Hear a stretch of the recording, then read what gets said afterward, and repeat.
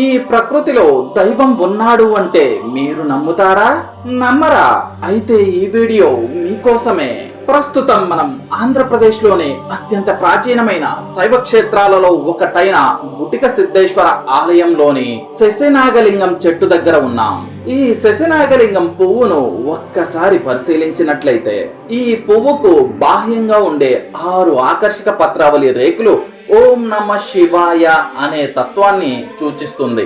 ఈ పువ్వులో కేసరావళి పరాగ కోశము కలిసి ఆ పరమశివుడికే మణికంఠహారంగా పాము పడగ రూపంలో దర్శనమిస్తుంది. మరి ప్రపంచాన్ని నడిపించే ఆ పరమశివుడి ఆసనం పుష్పాసనమేగా. సృష్టిని నడిపించే ఆ పరమశివుడే ప్రతి సృష్టికి కారణం నేనే అని తెలియజేయడానికి అండాశయ రూపంలో దర్శనమివ్వడం ఇంతకన్నా గొప్ప నిదర్శనం ఇంకేదైనా ఉందా? ప్రకృతిలోనే దైవం ఉన్నాడు అనడానికి